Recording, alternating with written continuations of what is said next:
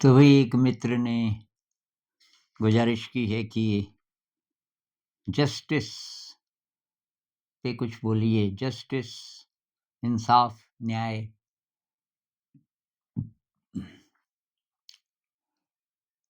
तो ये जो जस्टिस की बात है ना, तो ये इसका जो रूट है वो ये होगा कि भई अच्छा समाज बने। हर इंसान की अपनी ज़िंदगी भी अच्छी हो और जो पूरा समाज है उसका भी जीवन अच्छा हो। तो कोई किसी को परेशान ना करे, किसी के साथ ज़्यादती ना करे, किसी का हक ना छीन ले और जो रिसोर्सेज़ हैं वो इस तरीके से डिस्ट्रीब्यूट हों कि हर इंसान को जितना चाहिए उसके पास पर्याप्त साधन हो, रोटी, कपड़ा, मकान इत्यादि और कोई उसको परेशानी ना हो, कोई डराए-धमकाए नहीं, वो शांति से रह सके और उसके पास अपॉर्च्युनिटीज़ हों, वो जो काम करना चाहता है, वो अच्छा काम है तो उसके पास मौका होना चाहिए और फिर इसकी और ज़्यादा छानबीन करें, तो मतलब रिस्पॉन्सिबिलिटी का भाव हर एक में होगा कि जो इंडिविजुअल है, जो व्यक्ति है, वो रिस्पॉन्सिबल है पूरे समाज के लिए, केवल अपनी ज़िंदगी के लिए नहीं, बल्कि पूरे समाज के लिए। और ये जो हम रिसोर्सेज़ की बात कर रहे थे, तो फिर ये ना हो कि कोई इकट्ठा ही इकट्ठा कर रहा है। जो अभी हो रहा है ना कैपिटलिज़्म में, कोई नियम ही नहीं है, कोई अपर लिमिट नहीं है कि जी ये लड़की की शादी में 20 करोड़ खर्च कर दिए। ये तो क्राइम माना जाना चाहिए किसी अच्छे समाज में। भई इतना फालतू खर्चा कर रहे हो, इधर से लोग मर रहे हैं, लोगों के पास पीने का पानी नहीं है। ये कौन-सा न्याय है? मतलब जो जस्टिस है, न्याय है, वो हमारी ज़िंदगी में होना चाहिए, हमारे हर एक्शन में होना चाहिए। अब बात ये है कि ये तो ठीक है, ये होगा कैसे? अभी जो समाज है वो होगा कैसे? एक तो हमारी जो न्याय व्यवस्था है ना अभी, इंसाफ़ करने का जो सिस्टम है अ, उसको इम्प्रूव करने की ज़रूरत है।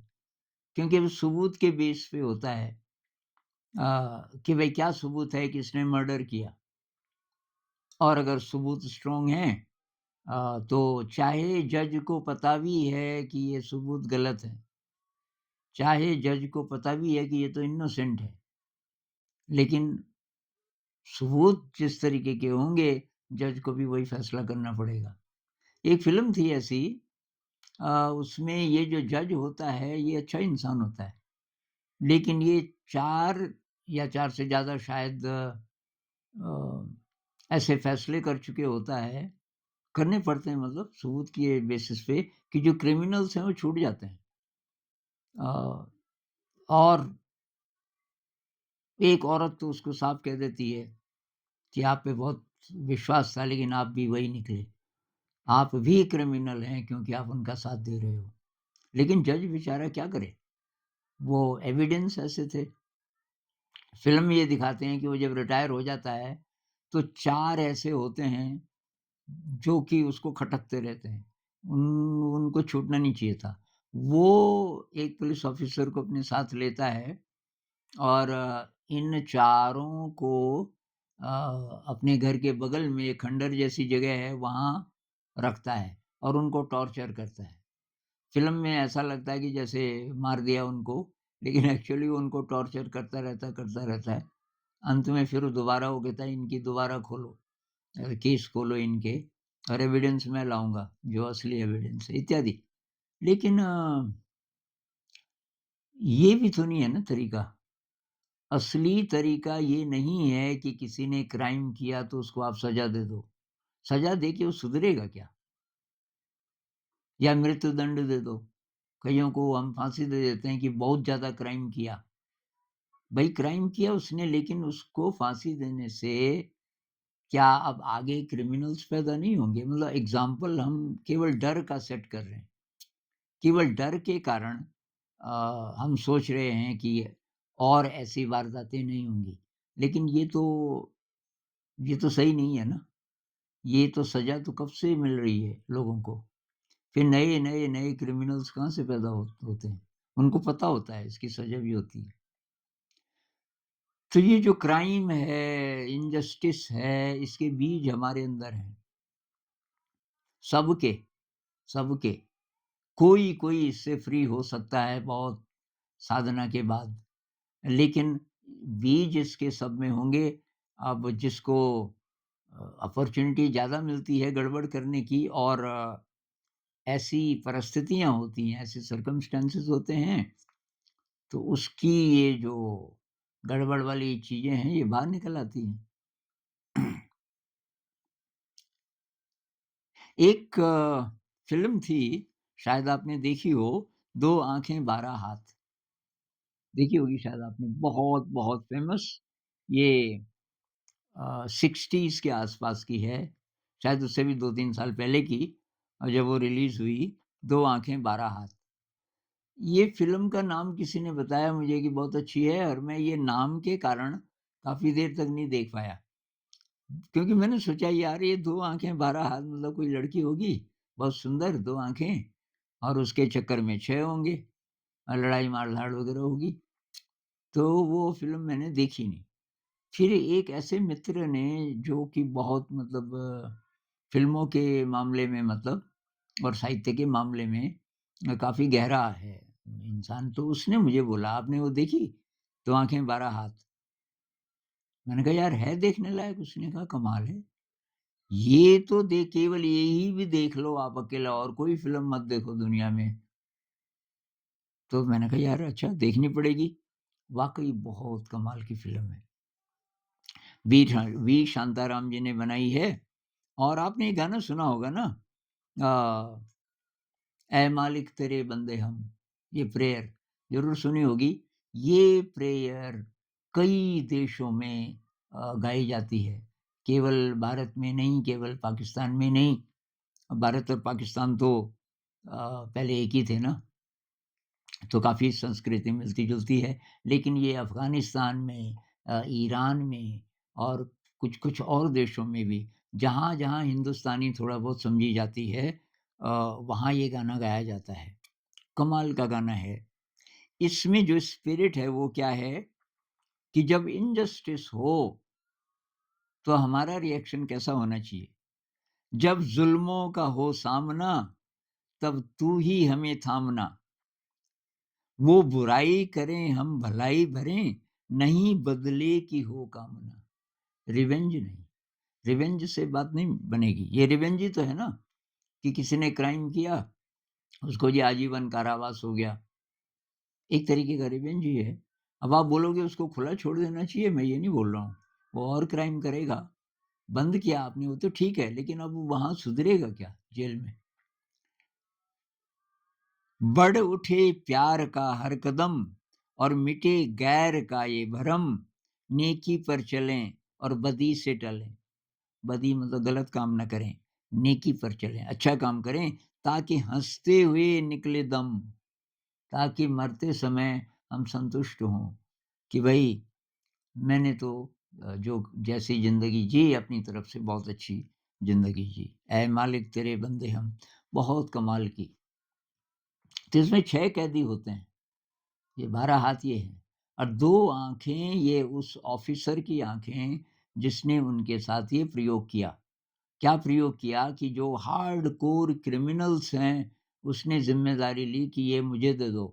तो उस जेल में और ये भी वहीं का स्टाफ़ था, सीनियर स्टाफ़, इससे बड़ा एक और ऑफ़िसर है वहाँ और वो बोलता है ये 6 मुझे दे दो और ये सरकार भी मान जाती है और ये ऑफ़िसर तो नहीं मानना चाहता।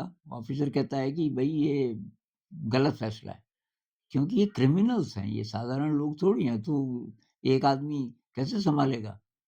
तो वो एक ज़मीन ले लेता है सरकार से, बेकार सी ज़मीन है लेकिन पानी का है वहाँ सोर्स, पानी निकाला जा सकता है। वो कुआँ बनाते हैं शायद वहाँ और उसका नाम वो रख देता है आज़ाद नगर।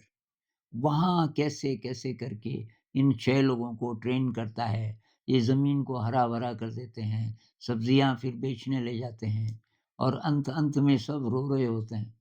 ये 6 के 6 इनकी ज़िंदगी बदल जाती है। अब आप बोलोगे ये तो फ़िल्म है, फ़िल्म बनाने में कौन-सी बड़ी बात है? मैं भी यही सोचता था, लेकिन एक्चुअली ये सत्य घटना पर आधारित है।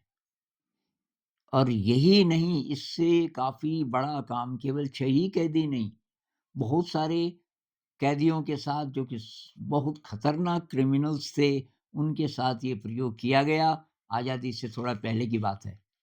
और ये अफ़सोस की बात है यार कि कई रत्न हैं, जिनका हमें पता ही नहीं। जिन्होंने हमारे देश को, जिन्होंने इंसानियत को कुछ नया दिया, उनमें से कइयों के हमें नाम भी नहीं पता। मुझे भी नहीं था पता। तो ये एक इंसान थे जिनका नाम है मॉरिस फ्राइडमैन। मॉरिस फ्राइडमैन उस समय ये ब्रिटिशर्स के साथ थे, बहुत बड़े ऑफ़िसर, और ये पोलैंड के थे। और जबकि ये घटना है 1939 की, उस समय वो संन्यास ले चुके थे। बहुत बड़े इंजीनियर थे, उन्होंने बहुत सारे अच्छे-अच्छे काम किए, लेकिन अब वो अ, सन्यासी बन गए थे, लेकिन सोशल वर्क करना चाहते थे। उनका ये था कि अंदर से सन्यासी, लेकिन जनता के लिए कोई भी अच्छा काम हो वो मैं करूँगा। तो हुआ क्या कि महाराष्ट्र में एक आपा पंत थे, वो प्रिंस थे वहाँ के, छोटी-छोटी जागीरें थी उस ज़माने में। और इसने मॉरिस फ्राइडमैन ने बोला कि ये जो जागीर है आपकी, ये गांधी जी को दे दो और वहाँ कुछ नया प्रयोग करेंगे। और ये भी मान गया। तो वो जो पूरा इलाका है, वो गांधी जी को दे दिया गया। और गांधी जी को इसने बोला, ये मॉरिस फ्राइडमैन ने बोला कि वहाँ ये हो सकता है, ये हो सकता है। तो गांधी जी ने बोला, "भई आप करो।" क्योंकि वहाँ सूखा बहुत था, पानी नहीं था, किसान लोग कुछ उगा नहीं पाते थे। इस आदमी ने और भी बहुत कुछ किया, मतलब पानी के कुएँ खुदवाए, क्योंकि इसको जानकारी होती थी कहाँ पानी हो सकता है। और लेकिन उसने कैदियों के साथ एग्ज़ैक्टली अ ये एक्सपेरिमेंट किया। उन्होंने आपापंत को बोला कि भई ये बंद करो, ये जो कैपिटल पनिशमेंट है, ये जो ये फांसी की सज़ा बंद करो और इनको सुधारने का कोई प्रोग्राम होना चाहिए। तो उन्होंने बोला आप करो। तो स्वतंत्रपुर गाँव, और इस फ़िल्म में है उसका नाम आज़ाद नगर। तो स्वतंत्रपुर गाँव का नाम रखा गया, बनाया गया ये गाँव, ऐसे क्रिमिनल्स के लिए। और वहाँ उन्होंने इन क्रिमिनल्स को रखा।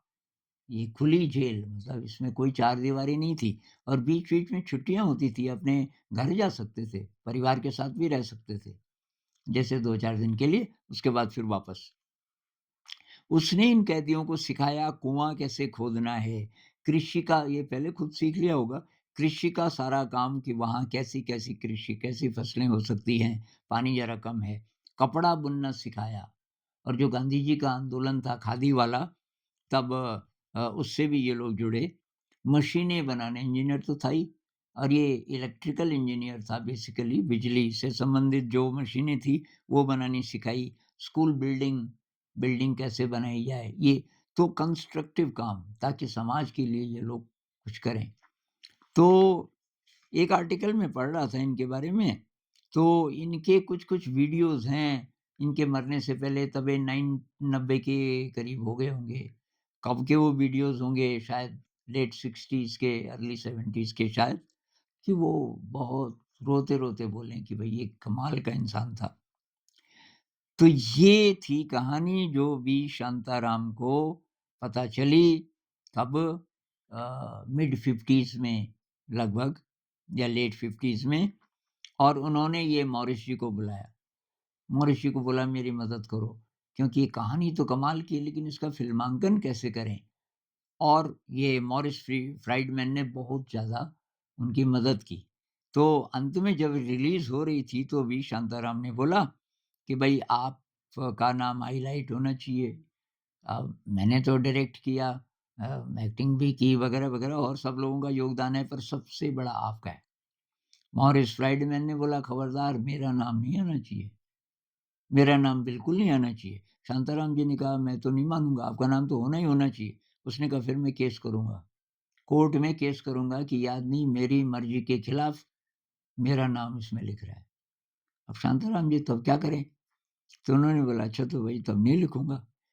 तो ये जो इंसान है मॉरिस फ्राइडमैन, कमाल का, उसने जो अच्छा काम किया, जिधर-जिधर से गुज़रा, पीछे से मिटाता गया निशान, कि कोई उसकी तारीफ़ ना कर सके, उसको नहीं चाहिए थी।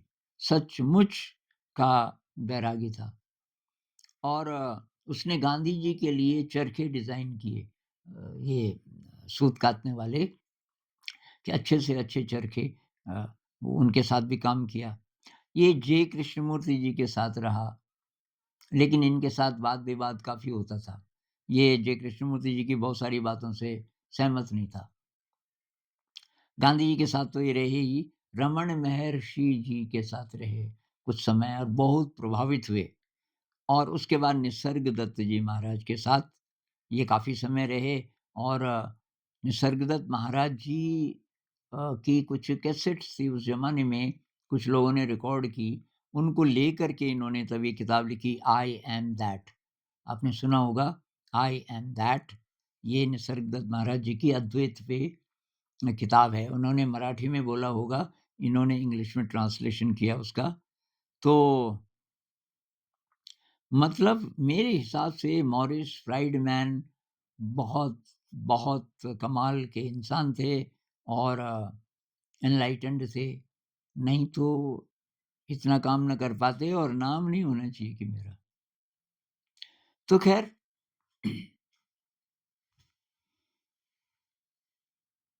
इसमें एक थीम ये है कि ये फ्राइडमैन इतना बड़ा काम कर पाए, क्योंकि ये खुद विरक्त हो चुके थे। मतलब इनको संसार से कुछ लेने की चाह नहीं थी। He was psychologically free from the world. ये जो हम अक्सर बोलते हैं ना कि भई अहंकार क्या चीज़ है? कैसे पता चलेगा मेरे अंदर अहंकार है? अगर मैं साइकोलॉजिकली डिपेंडेंट हूँ दुनिया पे, तो अहंकार है। अगर मुझे नाम चाहिए, वाह-वाह, वाह-वाह कौन करेगा? और लोग ना, और लोगों पे डिपेंडेंट हो गया मैं। अगर मुझे प्रॉपर्टी चाहिए, कहाँ से आएगी? मेरे से बाहर से। तो बाहर के जगत पर, लोगों पर, मटीरियल पर, नाम पर, सत्ता पर अगर मैं डिपेंडेंट हूँ, तो वो अहंकार है। तो संसार से ज़रूरतें तो हमें पूरी करनी है, रोटी, कपड़ा, मकान इत्यादि। तो अगर ऐसी स्थिति जिसकी होगी कि भई अहंकार नहीं है और उसको ये पता चल गया कि असली खुशी क्या चीज़ है, और तब उसको दिखेगा मैं क्या कर सकता हूँ, मैं दूसरों के लिए क्या कर सकता हूँ। तो दूसरों के लिए वो इस भावना से नहीं करेगा सोशल वर्कर की तरह कि भई मैं अच्छा काम कर रहा हूँ। नहीं, उसके अंदर से वो स्वभाव निकलेगा। उसका स्वभाव ऐसा हो जाएगा, जैसे पानी का स्वभाव है ना, नीचे को बहना, और जहाँ पानी जाता है सिंचाई अपने आप होती है। पानी कुछ नहीं करता, वो केवल बहता है, उसका स्वभाव है। उसी प्रकार से फूल की खुशबू जैसे है, भई फूल की खुशबू दूर-दूर तक जा रही है, उससे आकर्षित होकर के बहुत सारे जीवधारी आ रहे हैं, भँवरा आ रहा है, तितली आ रही है, मधुमक्खी आ रही है, कोई चिड़िया आ रही है। फूल थोड़ी बुलाता उनको, तो फूल थोड़ी फैला रहा है अपनी खुशबू को, फूल खिलता है बस, उसका स्वभाव है, और उसकी खुशबू तो अपने आप जाती है। हवाएँ उसकी खुशबू को दूर-दूर तक ले जाती हैं। ऐसा कोई इंसान हो, वो न्याय कर सकता है। नहीं तो ये जो है कि किसी ने गड़बड़ किया, उसको जेल में बंद कर दो, भई जेल में वो सुधरेगा कैसे? तो किरण बेदी जी ने एक प्रयोग किया, बहुत बड़ा प्रयोग जो कि चल ही रहा है अभी तक भी। किरण बेदी को, जब ये पुलिस ऑफ़िसर थी, इनको तिहाड़ जेल का वो बनाया गया इंचार्ज। क्या पता जेलों का, बहुत सारी जेलों का, लेकिन तिहाड़ से उन्होंने ये आंदोलन शुरू किया। उनको विपस्सना मेडिटेशन का पता चला।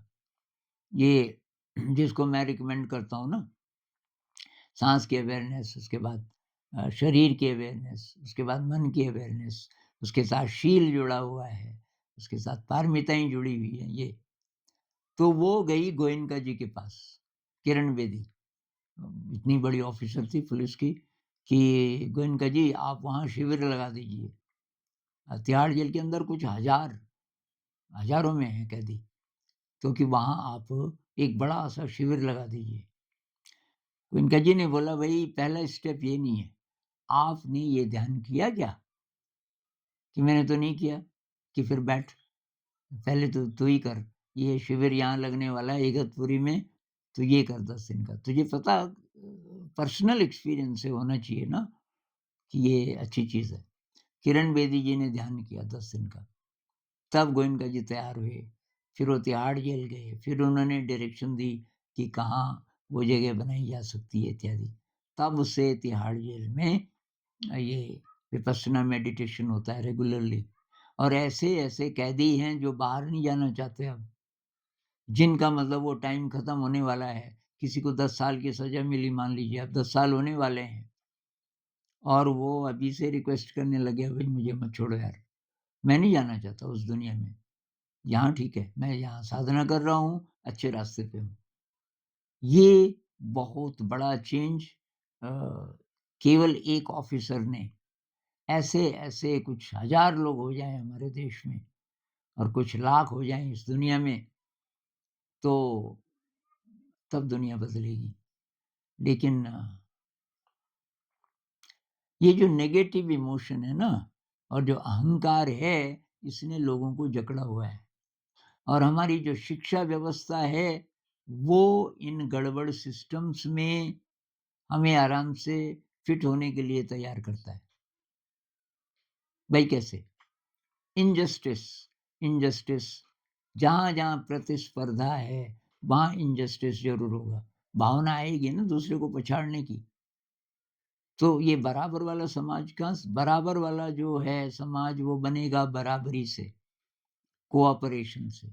जहाँ पढ़ने का, सीखने का, काम करने का तरीका ऐसा हो कि उसमें कोऑपरेशन है। जहाँ-जहाँ कोऑपरेशन है, ट्राइबल कम्युनिटीज़ में काफ़ी है कोऑपरेशन, सब मिलकर के करते हैं, वहाँ-वहाँ काफ़ी जस्टिस आपको देखने को मिलेगा। गाँव में ऐसा नहीं होगा कोई भूख से मर रहा है, कोई न कोई मदद कर ही देगा। जो गाँव बचे हुए हैं अभी, जहाँ वो फीलिंग अभी बची है।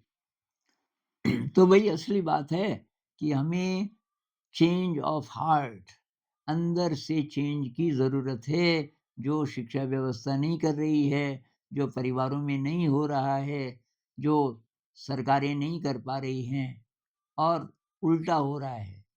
शिक्षा व्यवस्था जब तक कोई 25-26 साल का होता है, उसको तो इतना वो पिट जाता है इस सिस्टम से कि उसके अंदर ये तो बचती ही नहीं है एनर्जी। भई उसको तो झोंक दिया इसमें कॉम्पिटिटिव एग्ज़ाम में, अब तुझे नौकरी लगनी है, पता नहीं लगेगी नहीं लगेगी, इतना कॉम्पिटिशन है, ये डर बचपन से बिठा दिया जाता है। होना ये चाहिए था कि भई तू क्या करना चाहता है? बिकॉज़ तेरे अंदर तो इन्फिनिट शक्ति है, अनंत शक्ति है। एक तो शक्ति को एक्सप्लोर करना है और क्या करना चाहता है, जिससे कि तुम्हारा जीवन भी सुंदर हो और समाज भी सुंदर हो। तो ये कैसे होगा?